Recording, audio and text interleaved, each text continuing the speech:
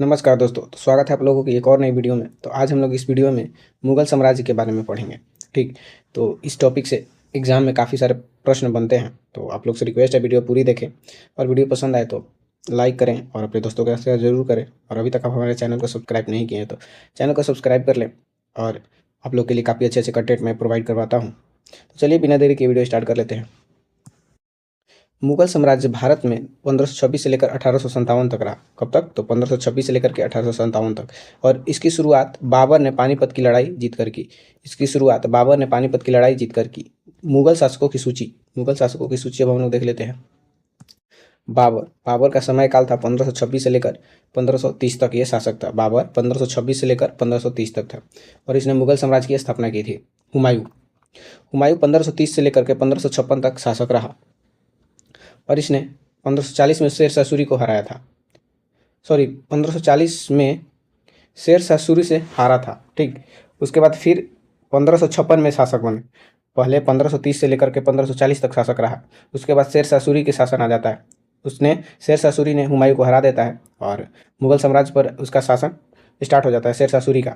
फिर 1556 में हुमायूं शासक बनता है। इसको ध्यान रखिएगा आप लोग। अकबर 1556 से लेकर 1605 ईस्वी तक ये शासक रहा और सबसे महान मुगल शासक अकबर को ही माना जाता है। और इसके शासनकाल में बहुत सारे महत्वपूर्ण घटना हुए हैं। उन सारी चीज़ों को हम लोग देखेंगे।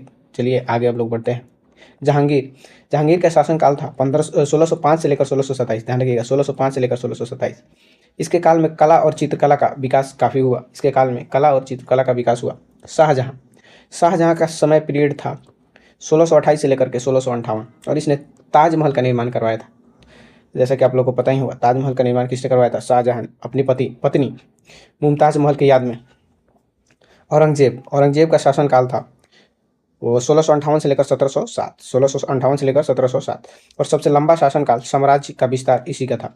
सबसे लंबा शासनकाल मुगल काल में औरंगजेब का ही रहा और साम्राज्य का विस्तार इसने काफ़ी किया। बाद के शासक जो इसको उत्तर मुगल काल के अंतर्गत पढ़ा जाता है, 1707 से लेकर के जो 1757 के बीच जितने शासक हुए उन लोगों को उत्तर मुगल काल के अंतर्गत पढ़ा जाता है और इनमें साम्राज्य का पतन होते चला गया। तो ये लोग काफ़ी ज़्यादा महत्वपूर्ण नहीं रहे। अब मुगल काल में हुए महत्वपूर्ण युद्ध को हम लोग देख लेते हैं। जैसे प्रथम पानीपत का युद्ध जो कि 1526 में लड़ा गया था और ये बाबर और इब्राहिम लोदी के बीच में लड़ा गया था। किनके बीच? तो बाबर और इब्राहिम लोदी के बीच। देखिए यही सारे युद्ध से काफ़ी सारे प्रश्न बनता है, तो इसको आप लोग अच्छे से समझ लीजिएगा। और मुगल साम्राज्य का स्थापना होता है इसी युद्ध के बाद। मुगल साम्राज्य का स्थापना होता है 1526 में। पानीपत का प्रथम युद्ध होता है, किसके बीच होता है? तो बाबर और इब्राहिम लोदी के बीच। खनवा का युद्ध 1727 में लड़ा गया था बाबर और राणा सांगा के बीच। किसके बीच? तो बाबर और राणा सांगा के बीच 1727 में खनवा का युद्ध लड़ा गया और इस युद्ध के बाद बाबर की स्थिति काफ़ी मजबूत हो गई। घघरा का युद्ध 1529 में लड़ा गया बाबर और अफगान शासक के बीच और इसमें मुगल शक्ति बढ़ी। और हल्दी घाटी के युद्ध 1576 में हुआ और अकबर और महाराणा प्रताप के बीच हुआ था। ये युद्ध अकबर और महाराणा प्रताप के बीच हुआ था। परिणाम अनिर्णित, लेकिन अकबर का नियंत्रण रहा। ये इसका परिणाम का निर्णय नहीं निकला, लेकिन अकबर का ही नियंत्रण रहा। अकबर के शासन काल देख लेते हैं क्योंकि इसका शासनकाल बहुत महत्वपूर्ण रहा मुगल काल के दृष्टिकोण से। अकबर सबसे महान मुगल शासक माना जाता है। इसने दीन ए इलाही धर्म की शुरुआत किया था। ध्यान रखिएगा, दीन ए इलाही धर्म की शुरुआत किसने किया था? तो अकबर ने किया था। ये प्रश्न काफ़ी बार एग्जाम में बन चुके हैं और आगे भी बनेंगे, तो इसको ध्यान रखिएगा। दीन ए इलाही धर्म की शुरुआत अकबर ने किया था। राजपूत नीति जिसे अकबर ने ही लाया था। और नवरत्न, अकबर के दरबार में 9 रत्न रहते थे जिसको कि बुद्धिमान मंत्री कहा जाता था। तो 9 रत्न कौन कौन थे उन सारे को देख लेते हैं। उनमें से थे बीरबल, तानसेन, अबुल फजल, राजा तोडरमल, राजा मान सिंह, फैजी, मुल्ला दो प्याजा, तानसेन, रत्नावली। तो इन सभी 9 रत्नों को ध्यान रखिएगा क्योंकि पूछ लेता है। 3 ऑप्शन दे देगा, इनमें से 3 किसी का नाम दे देगा, एक अलग दे देगा, पूछ लेगा कि इनमें से कौन 9 रत्न नहीं है। ठीक, तो इन सारे 9 रत्न को आप लोग ध्यान रखिएगा। बीरबल, तानसेन, अबुल फजल, राजा टोडरमल, राजा मान सिंह, फैजी, मुल्ला दो प्याजा, तानसेन, वहीं रत्नावली। और इसके काल के महत्वपूर्ण स्थापत्य कला देख लेते हैं। मुगल काल के महत्वपूर्ण स्थापत्य कला, तो बाबर बाबर ने कोई बड़ा निर्माण नहीं करवाया था। वही हुमायूं का मकबरा दिल्ली में बनवाया। हुमायूं का मकबरा दिल्ली में बनवाया। तो अकबर ने फतेहपुर सीकरी में बुलंद दरवाज़ा बनवाया था।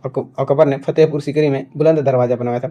जितना भी चीज़ हम लोग पढ़ रहे हैं सभी एग्जाम के पॉइंट ऑफ व्यू से काफ़ी महत्वपूर्ण चीज़ें पढ़ रहे हैं, एक्स्ट्रा कुछ हम लोग पढ़ ही नहीं रहे हैं, क्योंकि इन सारी चीज़ों से एग्जाम बनते आ रहे हैं। तो आप लोग से रिक्वेस्ट है, काफ़ी अच्छे से आप लोग वीडियो देखिएगा और अच्छे से अपना क्लियर करते चलिएगा सारी कंसेप्ट को।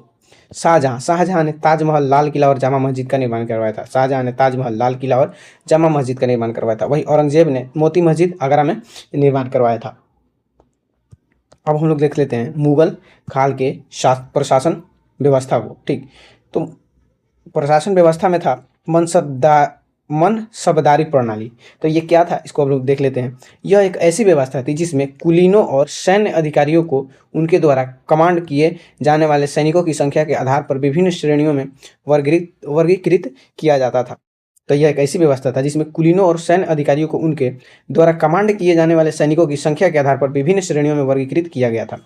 भू राजस्व प्रणाली, तो टोडरमल जो कि नवरत्न में शामिल थे, टोडरमल ने एक सुव्यवस्थित राजस्व प्रणाली लागू की थी जो भूमि की उत्पादकता पर आधारित था। क्या था? भूमि की उत्पादकता पर आधारित था।